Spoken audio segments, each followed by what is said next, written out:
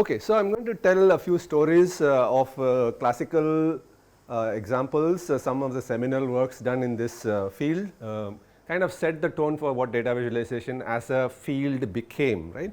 And many of the people who created these visualizations were not even designers to begin with.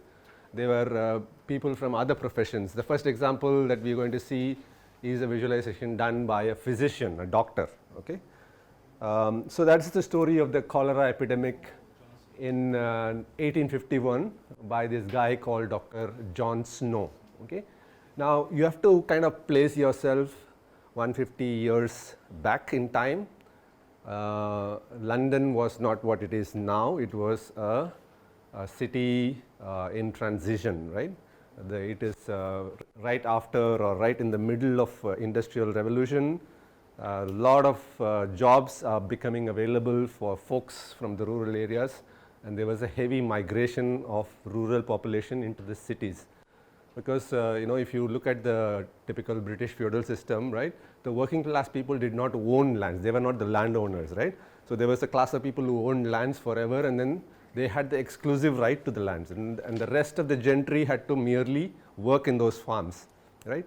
So they were all stuck with wages that were never improving, and the living conditions never improved. So this was the first opportunity for many of them to earn for a true living, and so as much as they worked and as enterprising they became, they could earn more. Okay, first opportunity. So you can imagine how people grabbed this opportunity with both the hands and came to the cities. Okay, and the city was not prepared to handle such a huge influx of migrant population, right? So there was no running water, no plumbing, no sewage system, nothing, right?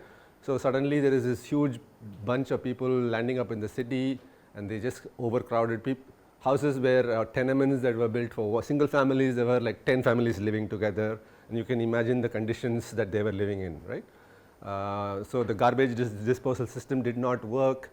The night soil essentially is a toilet that is built inside your house, and then you do your business there, somebody cleans it up, right? And then because they were cleaning it for one family of 4 people, maybe 5 people, now they had to clean it for 50 people. Just obviously the system collapsed, right?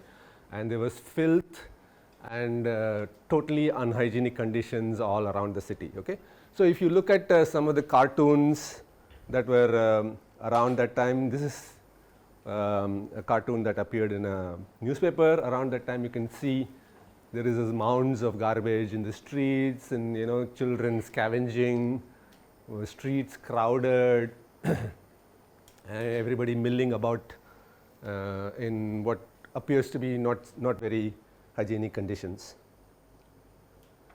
And people assumed naturally that the cholera epidemic was caused because of this overpopulation and very unhygienic conditions, and they were right about it, right?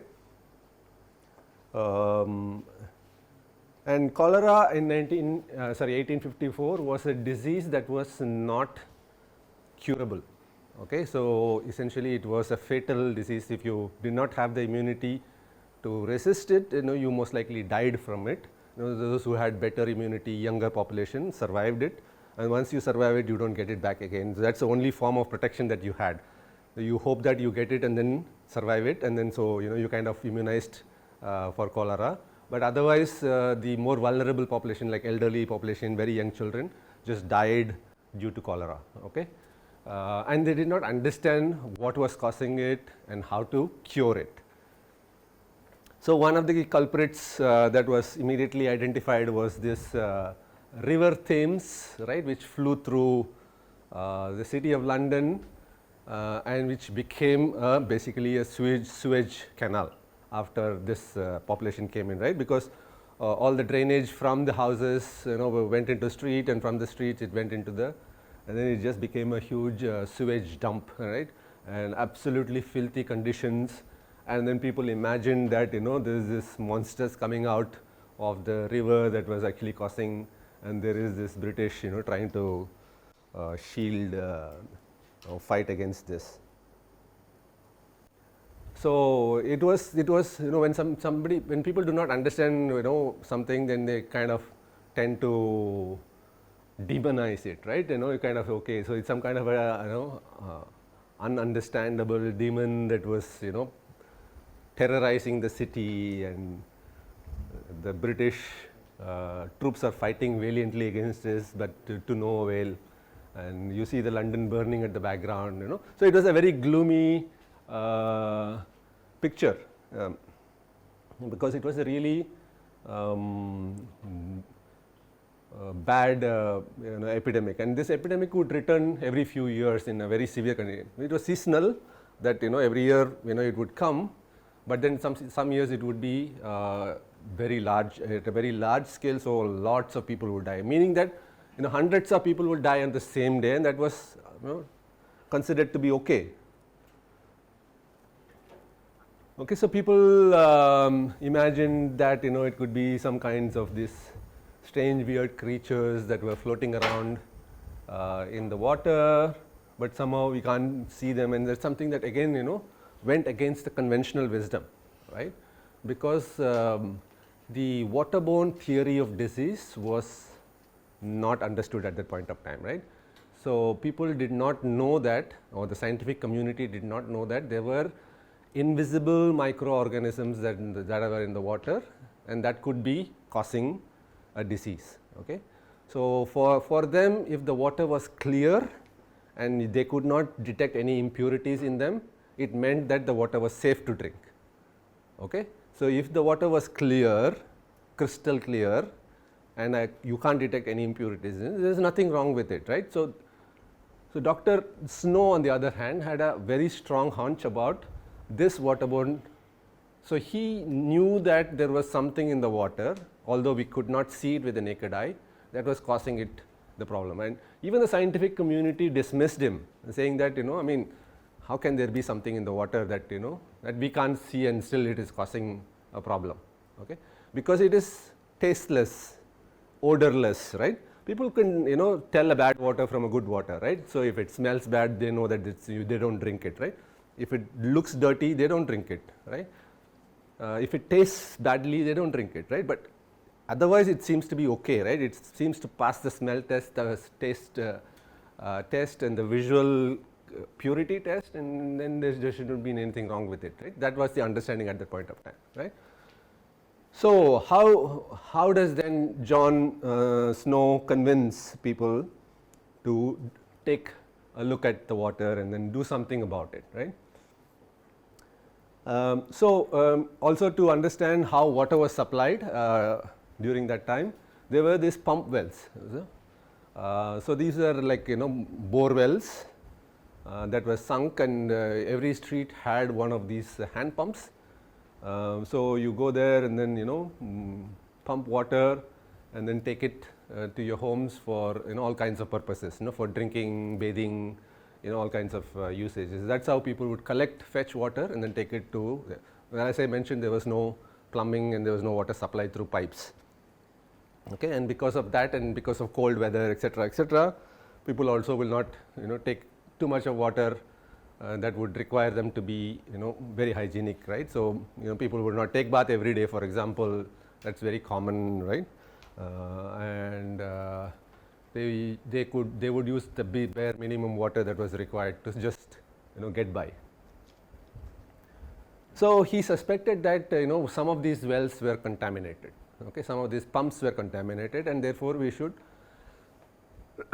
if only we could prevent people from such contaminated pumps, then there could be a very high chance of stopping the disease spreading. Okay.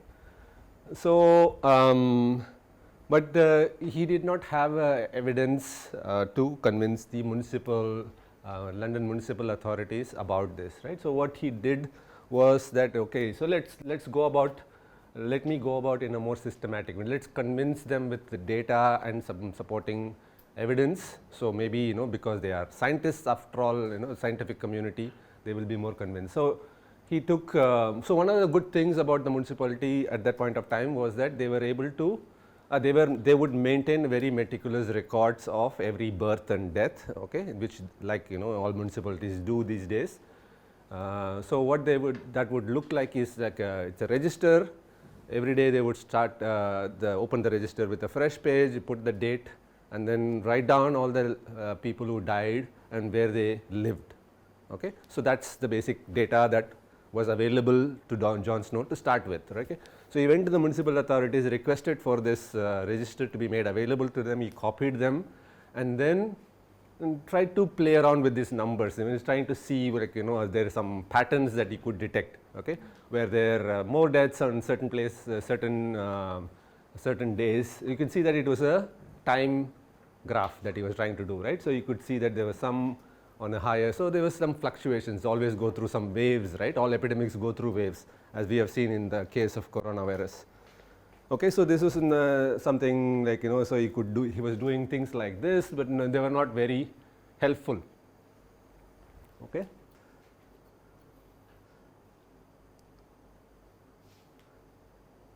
So this also kind of tells us that, visualizing correctly visualizing only can lead to the right kind of insights, right. So you might visualize something geographically, but it might reveal nothing, right. But then if you visualize it through a time series or as a part to whole, then it might reveal something, right. So you need to also not just know how to visualize, but also how to choose the right visualization for the data that you have and the problem that you have in mind, right. So this time series visualization revealed nothing, right. So it just gave some pattern of increasing deaths or decreasing deaths, right, but it was not telling him much, okay, especially the story that he was trying to say, right. So this is the case of where Dr.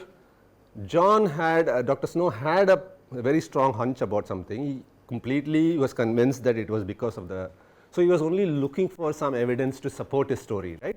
So this is the case like what Shweta was mentioning, right. So is it that, I already have something made up, my mind is already made up and I am looking for some evidence to support my claim, right. And in this case he happened to be right, okay, and therefore it was okay, but it could be that sometimes you might start with a very poor hunch, poor idea, and then might look for some data to support it, and you might even find that data and then you might end up with a completely wrong conclusion, right. So there are lots of these kinds of problems, okay. Okay, so then he tried different things, right. So he said, okay, I am going to do a display with a map, okay, I am going to visualize this data geography, because there is one of the parameters of the data that he had, okay. For example, it will have a serial number for the day, right. So what is the serial number? Serial number is a variable, right, in that data set. So what does the serial number tell you? Number of people who died on that day, right. So if it is 20, 25, 200 or whatever it is, right. And the second would be the names, second variable or second column would be the names, right. So what would that tell you? Probably won't tell you much, right. Maybe, yeah. The third column would be the age, the fourth column would be the gender, for example, right. So those can tell more, right. Like for example, are more older people dying, or more females than males dying, okay, things like that, right. Or more children dying, right. Are there some population which is not dying? All of them could be very interesting insights, right. But then one of the variable was the location of where they lived, right. Their addresses was also recorded, okay. Now whoever put up this record system did not really think about what it is going to be used for, right. Most of the time you will be dealing with data that was actually designed by somebody, right, whose structure was designed by somebody. All right. So similarly, if you take IIT system, there is a lot of things, right. If I look at this your class list, there is things like, for example, I can access what are the courses you have registered, like how much you scored in those courses, right. Your address is something that I can access, right. Like where your address means that where your location and all that. Your email and things like that. There are a few things that I can access as a faculty member. Somebody like a coordinator, for example, of the BDES or the MDES program will have some additional information that will be accessed. So somebody designs them don't really think of what are the eventual uses to which this data will be subject to. So you work with what is available to you, right? So sometimes you will be in a position to design this yourself. What does that mean? Yeah, some structure you can define the data structure, right? So what is it that you want to even collect in the first place, right? And what do you want to even record in the first place, right? So if you had the control to do that, right, then you will have to think very hard about it, right? So what is the data that you want to collect? And this data should not be something that you just collect for the sake of collecting data, which is what happens most of the time, right? So for example, I want to sign up for something, they will ask me some stupid question about something that's completely unrelated to what I am trying to do, right? So these are companies which are trying to exploit the data, right, eventually. So everything, any data product that you have will always try to exploit the data that you can. The more data you give, the more useful it is to them, right? Which is why they will ask you lots of things, right? So I'm really frustrated, whenever, so I got this new laptop and I just want to have, it's a Windows laptop. Microsoft keeps asking me to sign up for this, sign up for that, give me this email ID, that number, and this lot of things. Why do they want all these things? Because they want to exploit it eventually, right? They may not know eventually how this data is going to be used, but somewhere down the line, this data will become useful to them, right? They will be able to monetize this data, right? So there is a responsibility. If you are a database designer, then you'll have to think very hard about what is it that you want to collect and what are some of the data that can potentially be harmful to the people who are giving the data to you, right?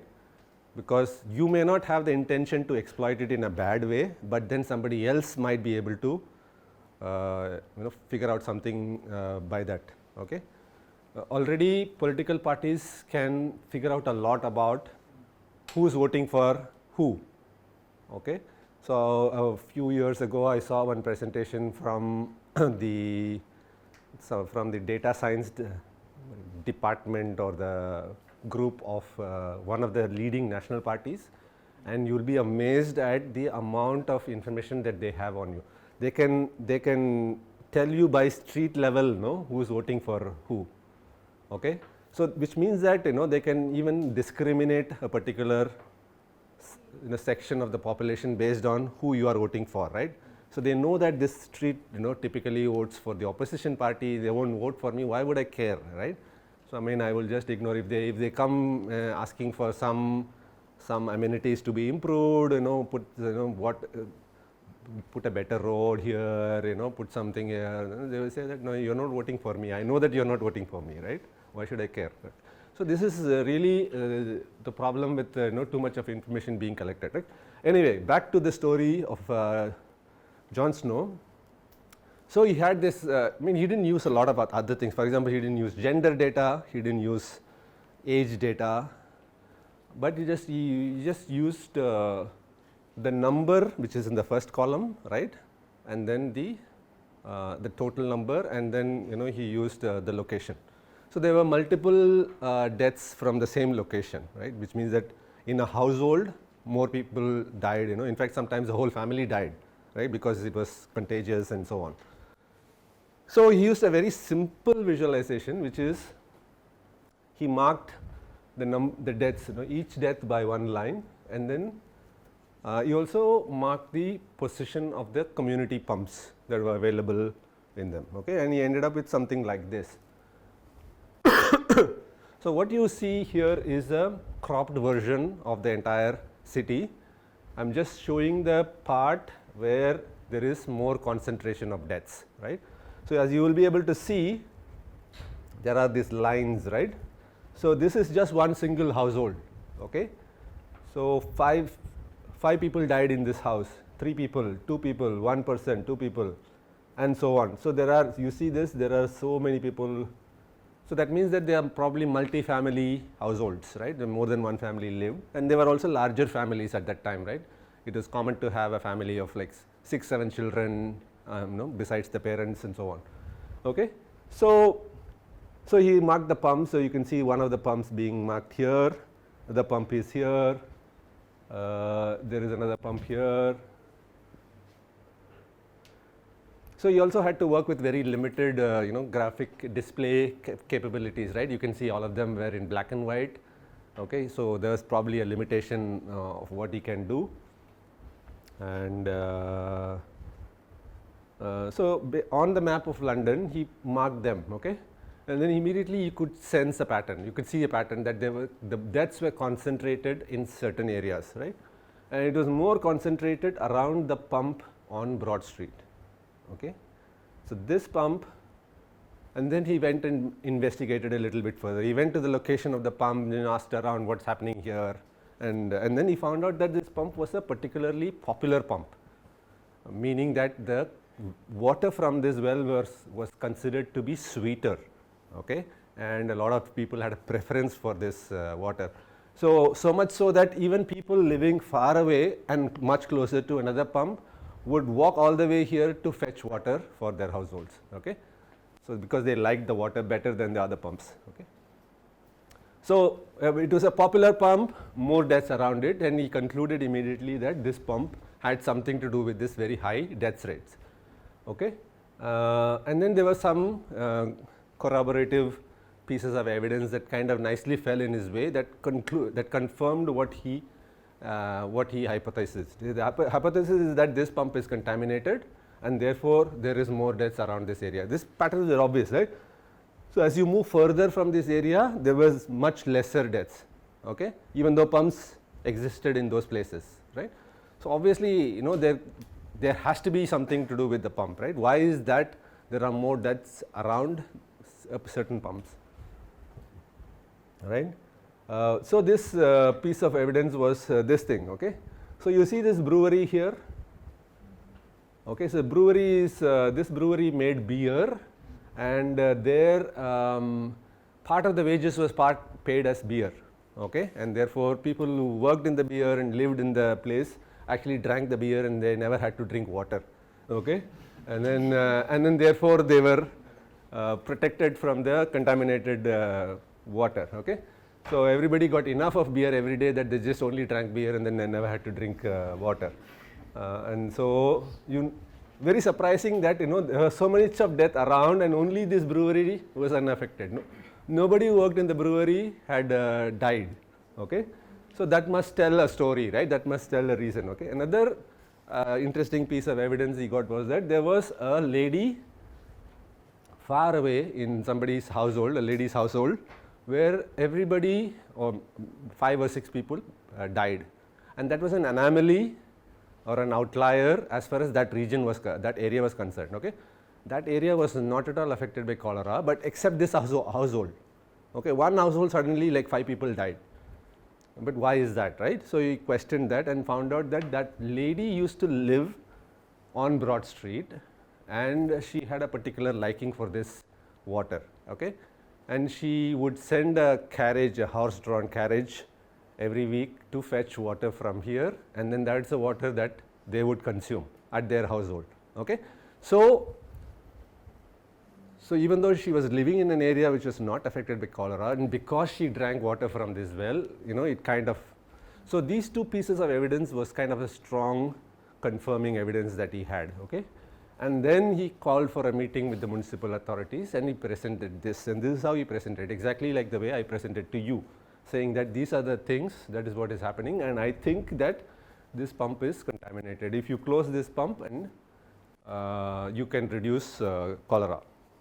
Okay, and the municipal authorities saw this and reluctantly agreed that okay, maybe you say, I mean, there seems to be some point in what you're saying, let's do that. Okay, and they sealed the pump, and then sure enough the death rate started to fall. Okay, and that then became a very strong motivator for the community, the medical community and the research community to take a good hard look at water as a possible source of cholera. Okay, and then people started to invest more money, more research, more time into the problem, and then eventually they discovered that this microorganism exists, and the whole theory of waterborne disease was born. Okay, in a way Dr. Snow was instrumental in making this happen. Okay, Now, as I mentioned in the previous case, right, there could be multiple ways that John Snow could have done this, right. He drew a dot map which marked each individual death. We could have aggregated the data and presented this as an area map, for example, right. Okay, so an area map is that it will look at an area, a geographical area, okay, and you have multiple geographical areas, right. It could be like a municipal ward or something like that, and then if you had just combined all the deaths in a particular ward and given it a shade of color, and this is how it would have looked, okay. Depending on which boundary you chose, this well could have been inside or even outside, sometimes it is possible, right. Or it could be like this, right, maybe this well was in the boundary of multiple wards, and therefore the effect of the deaths would have diluted the intensity of the deaths, right, and therefore all the, and then this insight would not have stood out like it stood out in the case of the individually marked deaths, right. So these are possible illustrations or visualizations that Dr. Snow could have done, and all of them would not have been as compelling as the one that he did, right. Now, he might have tried all of these things, okay, but then since he was so focused on what he wanted to communicate, he was very clear, right. He wanted an insight that directly connects the deaths to the pump, right, and then he went with the visualization that strongly supported that insight, okay. So the time series did not help, these area maps did not help, only the dot map helped, right. So the moral of the story for us as designers is that, you need to show the strongest the visualization, right, in order to support a point, otherwise the insight might not come through at all. Okay, so this was the notice that the municipality authorities, the Board of Waterworks or something, put up immediately after that. And then there was a very simple solution, as it turned out, for this problem, which was to boil water, okay, because then they could tell the difference, when you cooked food was not causing the problem, and that means that it goes through a process of boiling, and the process of boiling kills the germs, right, as simple as that. So as long as you drink boiled water, then you don't have. So when people started to drink boiled water, overnight the problem disappeared, okay, people were able to now deal with it, okay. So they were not deal with it, I mean they were able to prevent cholera from happening in the first place, okay, contracting cholera in the first place, because as long as you drank, because it was a waterborne disease, right, it was not spreading through breathing or sneezing or coughing, but you just, if you drank safe water, then you don't get it.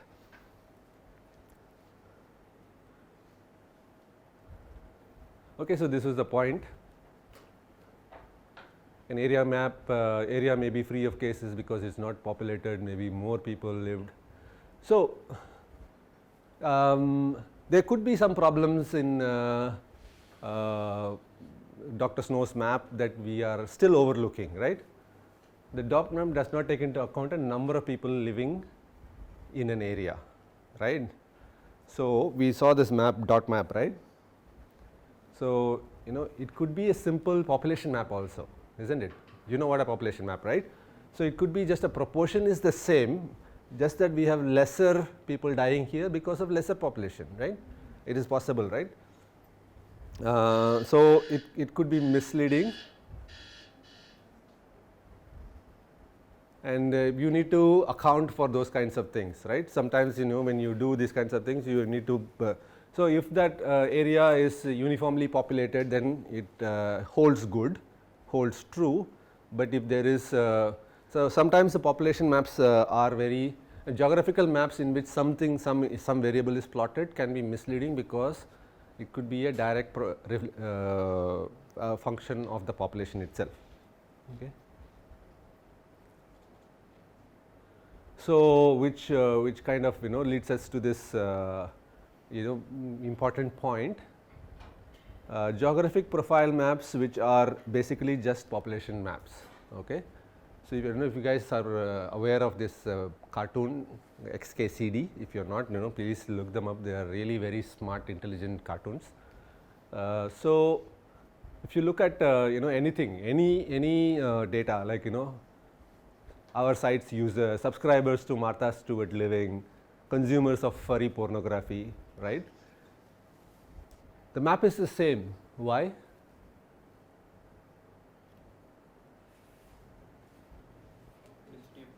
Yeah, these are highly dense cities. Okay, what you see in the red. So this is New York. This is Chicago. This is somewhere in the Midwest. This is probably something else. California, and so on and so forth, right?